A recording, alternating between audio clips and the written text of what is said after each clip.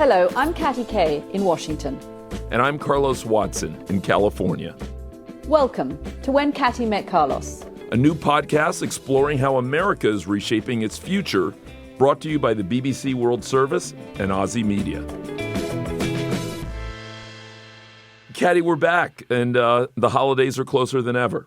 Yes, and I don't know how it feels there in California, but here in Washington, I feel like the walls are closing in a little bit on the COVID situation, and we are heading in for quite a tricky few weeks. Yeah, it's been an interesting set of, I don't want to call them mixed messages, but interesting things happening at the same time. I mean, the shutdown here in California is happening at the same time that we're hearing about the vaccine beginning to be deployed in the UK and other parts of the world. And so it is an interesting moment in time. Definitely, I feel like people are ready for a bit of a holiday break in whatever way that can show up. Yeah, assuming we can do some of the things, perhaps even if we do them at a big distance, that we would normally do over the Christmas holidays. And that news from the vaccine from the UK, definitely good news. It is being called the light at the end of the tunnel. If you ask me, we cannot get there fast enough, which brings us to this week's program. And while the world awaits that mass distribution of the vaccine, because we all want to have a more normal life, President Trump's top officials here in Washington, they've announced their rollout plan. Yeah, in fact, the U.S. has purchased enough vaccine for 50 million people, and those vaccinations could begin as early as this month. But of course, it'll be months before most Americans can be vaccinated. Yeah, and President-elect Joe Biden, he's got that 100 million vaccines that he wants to have within his first 100 days in office. So again, another ambitious program. But whether people take those vaccines is in doubt.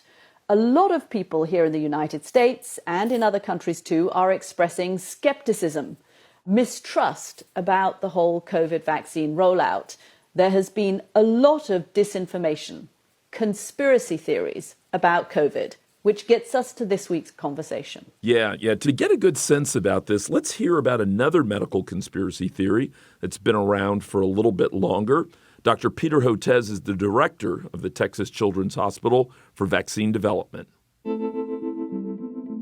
For me, the modern anti-vaccine movement started in 1998 when a paper was published claiming that the measles, mumps, rubella vaccine, MMR vaccine, had the ability to cause autism.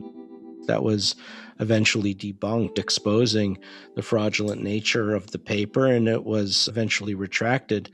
But it didn't get retracted until 2010. So there was that 12-year period around there that was quite enabling, I think, for the anti-vaccine movement to gain critical mass and momentum.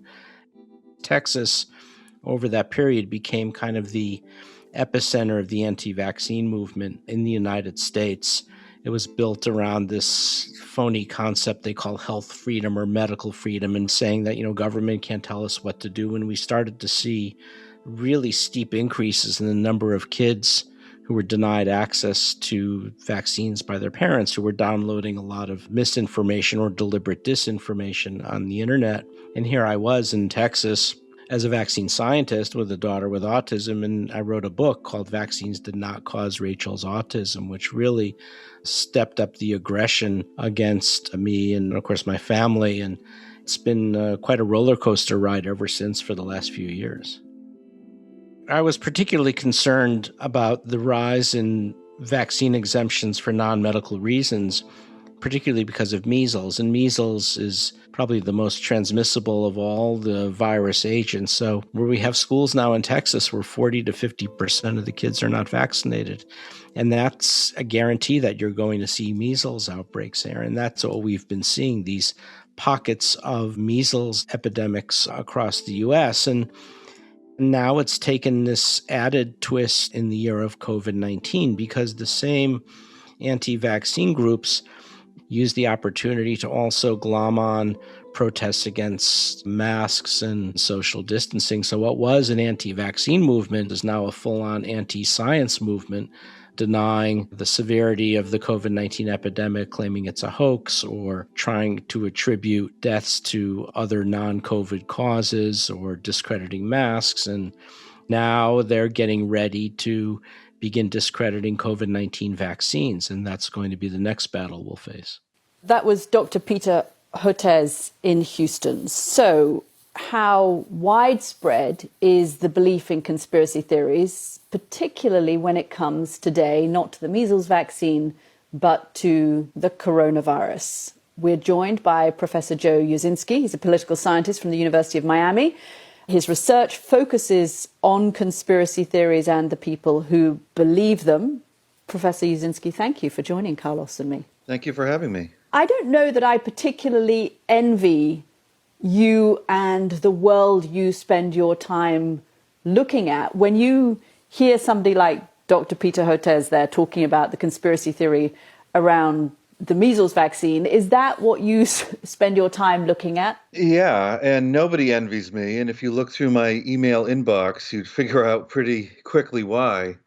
The people who I study don't really like being studied, and they don't see me as a scientist who studies conspiracy theories, but rather as part of the deep state and as a conspirator who's out to get them and shut down their views and attack them somehow. So, when we poll on this, this is not a fringe belief. When we ask a simple question of Americans nationwide and say, do you think that there are hidden dangers to vaccines that are being covered up by the pharmaceutical company and by government? We get between 20 and 30% saying yes.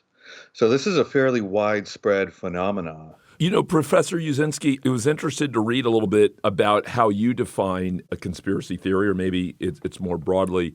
You said where there's not enough evidence yet. Yeah, in general, I don't run around saying that people's conspiracy theories are necessarily false just because they're conspiracy theories. What I say instead is that there's no warrant to believe them until people who are experts in that particular field have studied the issue and put out open data and evidence for anyone to inspect and have drawn conclusions from it.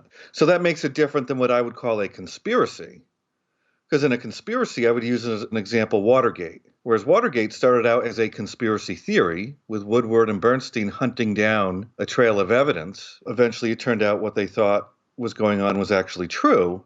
And we know it's true because people made admissions in open court. There were open investigations. All the data is there for everyone to see. So we know that it was a conspiracy, that Nixon and his underlings conspired to violate the Constitution. Professor Uscinski, so how long have conspiracy theories been an active part of the American or even the world conversation as a thing?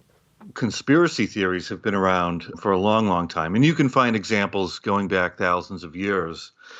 Journalists like to think that this is the year of conspiracy theory. We are now living in the golden age. But if you go through headlines, you'll find journalists saying that every single year. Okay, so that's news to me, I have to say. And my husband and I are going to have words after this recording because he is convinced that conspiracy theories have exploded in the United States because of social media. But can you give us an example of a famous conspiracy theory from history, not recent history, but from whenever that they started? Well, I could go through the history in this country very quickly. In the U.S., before the United States united, colonists were drowning and crushing witches because they thought they were conspiring with Satan. Shortly after that, written into the Declaration of Independence is a long list of conspiracy theories pertaining to the King of England. A few decades after that, we had an Illuminati panic, followed by a Freemason freakout. So it's not like anything we're experiencing now is some new thing. And it may very well be the case that conspiracy theories were far more influential in the past than they are now. And how important do you think President Trump has been in this? If it does feel as though the president's comments about fake news may have possibly accelerated thoughts about conspiracy theories. Is that what you're seeing?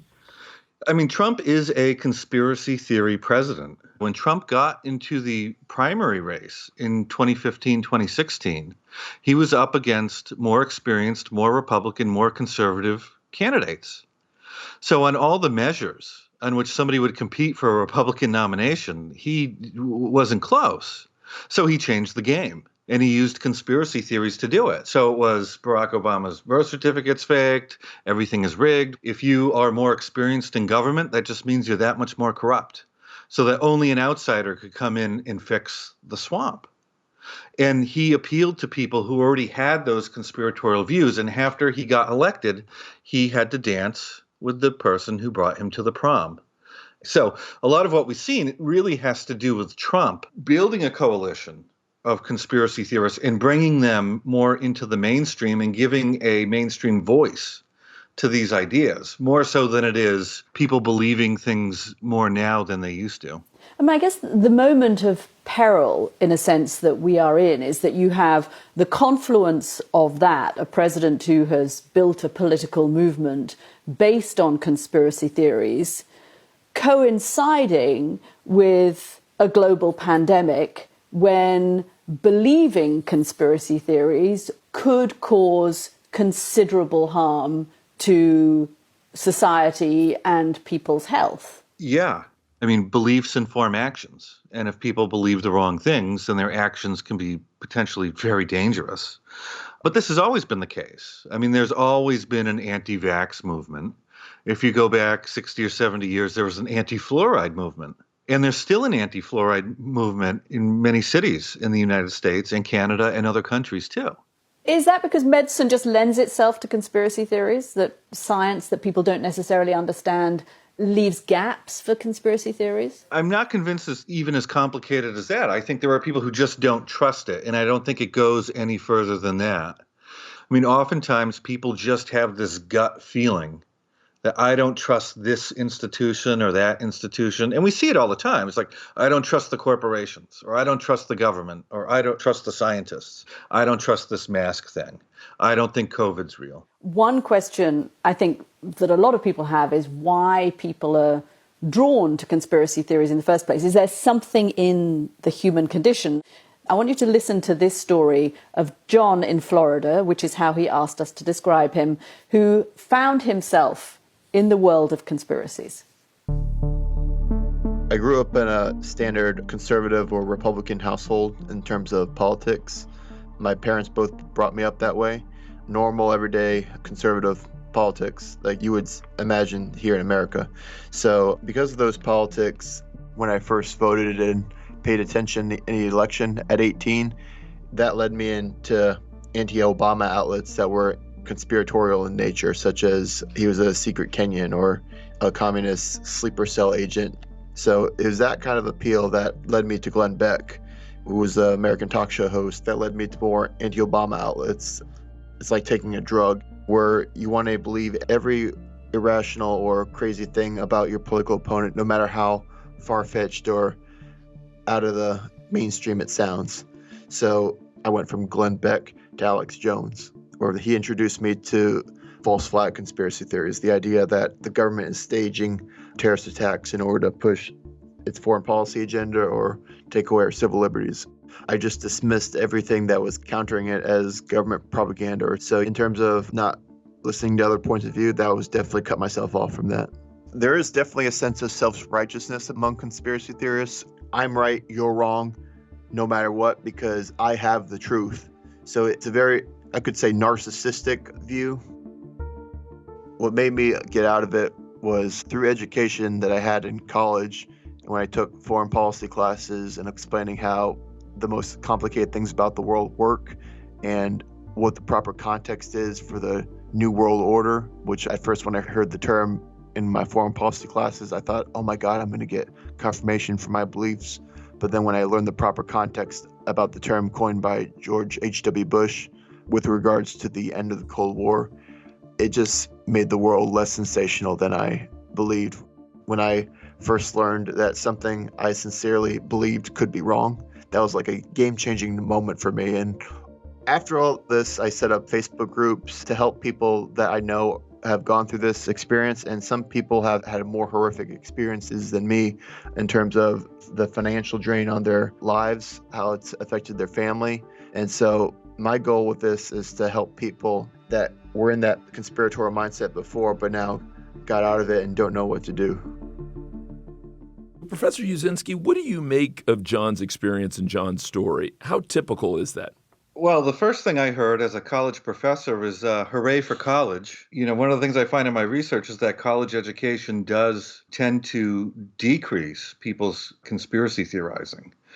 Another thing I find, too, across many studies, there is a correlation between narcissism and belief in conspiracy theories. And that dovetails exactly to what he was saying in the sense that In order for you to adopt a belief that is fringe and most people don't share, and to hold that belief for a period of time in which there isn't much supporting evidence, I mean, there has to be a certain level of narcissism there for you to really hold on to that and display it and be proud of it.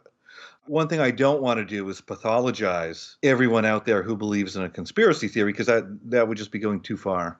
Interesting. Professor Uscinski, what do you know about those of us with higher propensities to believe and nurture conspiracy theories?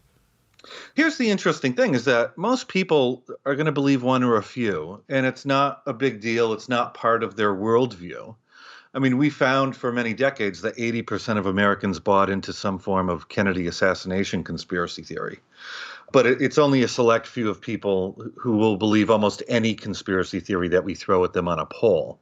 So when you look around on social media and you see, fringe conspiracy theories popping around, it's usually the same people engaging in lots of conspiracy theories rather than many people believing in everything.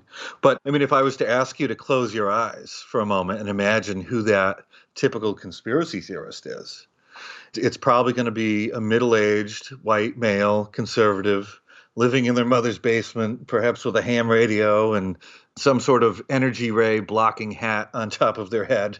But that's not true. I mean, the data tells us a completely different story. And maybe one way to think about it is that they walk among us.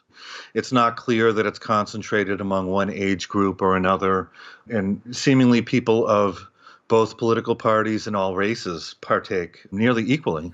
Joe, I almost don't want to ask this, but are we all prone to conspiracy theories? To a certain extent, yes. I feared you might say that. Yeah, I mean, there are an infinite number of conspiracy theories out there, right? So anyone can make up any conspiracy theory they want, anytime they want, to suit any particular need they have, something that matches how they already see the world.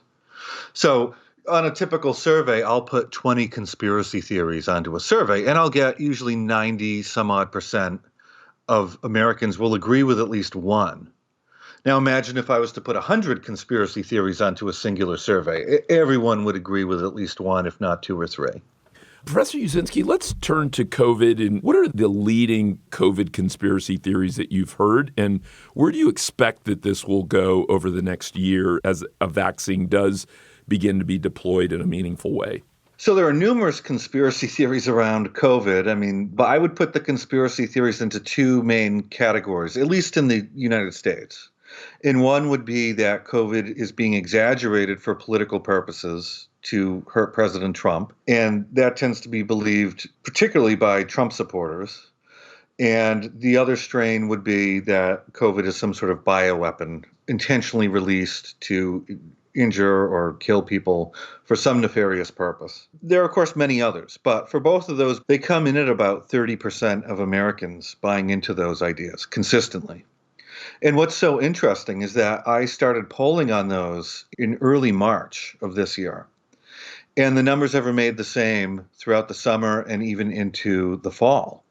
So despite the misinformation, despite, this being the one thing on everybody's minds, the people who adopted these ideas adopted them, and they've been largely confined to those people. So they haven't increased over time. So it's clear from the COVID pandemic that there can be real world consequences from the spread of conspiracy theories, and they can even put people's lives at risk. Alexandria Merrill works for the Honor Network. It was set up in the aftermath of the school shooting in Sandy Hook 8 years ago to help the parents of children who had been murdered at the school who were targeted by conspiracy theorists. People who have lost loved ones at Sandy Hook and other school shootings have been followed and confronted as they leave the coroner's office or the funeral home or even the funeral with cameras who demand to know where their child is being hidden. In Sandy Hook and in a lot of these school shootings, there is this overarching belief that nobody actually died and they are paid by the government to hide their children. Some people, some kind of more extreme, believe that parents have accepted money to actually kill their children. Then those people are certainly much more aggressive and, why did you kill your child? How much were you paid? That sort of thing. Siblings of murdered children are followed both on and offline. Adults will hunt them down and demand that they admit that their brother or sister never existed. People's homes are broken into so that conspiracy theorists can look for proof. And then you've got this sort of more indirect contact. Photos of murdered children as well as photos of family members are removed from Facebook and photoshopped into pornography. Blogs are created calling the parents pedophiles, and those blogs are then forwarded to family members as well as to other people in the community. Police and first responders and their families are targeted. It becomes this, how much money did you accept to stage this false flag event? So it isn't even just about the family. It becomes an attack against the whole community. It really is endless. People have this feeling that, why can't we just tell them that they're hurting us and ask them to stop? And some people do try to spark that empathy. But in all the years that I've worked with these type of victims, I have never once known that to work. You can't reason with them because they want you to suffer. Sandy Hook next week is the 8-year anniversary. There are people that are still receiving threats on a regular basis. It's heartless, it's gross, but many people see it as harmless entertainment.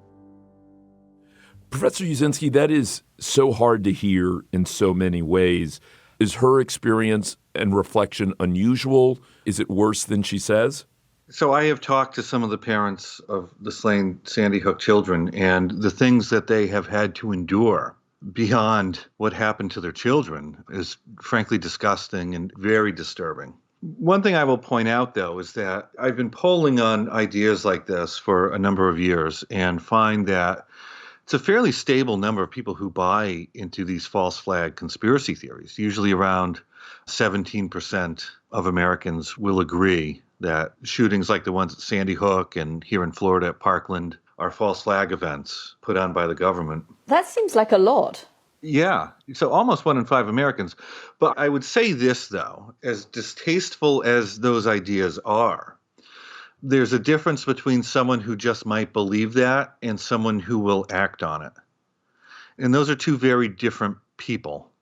So the people that we're hearing about who are sending mail to the families, who are physically accosting family members of the children, these people seem to suffer from some sort of pathology, whereas somebody could just adopt this belief for whatever reason and never act on it. But there is a contingent of people who are acting on it fairly consistently. Is there anything that can be done, do you think? To controlling it, shutting it down?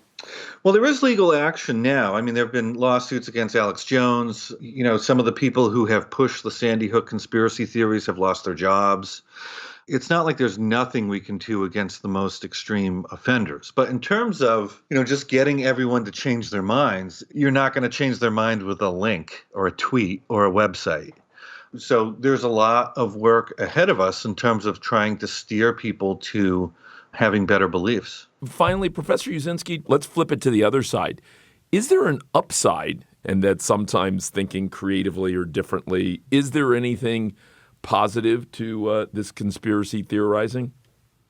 So I don't think I'd want to live in a world without conspiracy theories. For all the damage and terrible things that they are associated with, I don't want to live in a world where such ideas are illegal or banned or censored.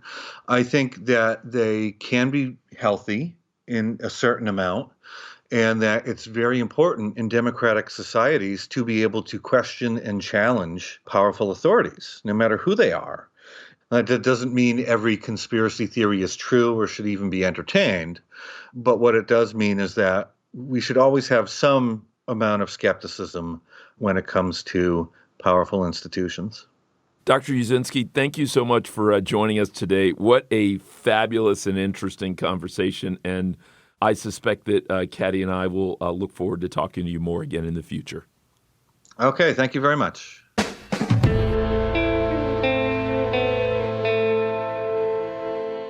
So, Carlos, I'm going to have to rethink a lot of my preconceptions, perhaps my judgmental thoughts about conspiracy theories after the professor there said he wouldn't like to live in a world without them. Because I've always seen them, I have to say, as a negative thing. And I thought that was really counterintuitive to say, actually, the world would be worse off without the ability to have some form of conspiracy theorizing going on. This was a wildly interesting one for so many reasons. It definitely made me think about some of the commonality of it, meaning that people sometimes believe medical conspiracy theories over a prolonged period of time. It was interesting to hear him distinguish between conspiracy and conspiracy theory. Like, that was an interesting piece of it as well. And then, as you said before, is there an upside here? Is there a level of skepticism that is healthy? And also kind of personally, I've always rather prided myself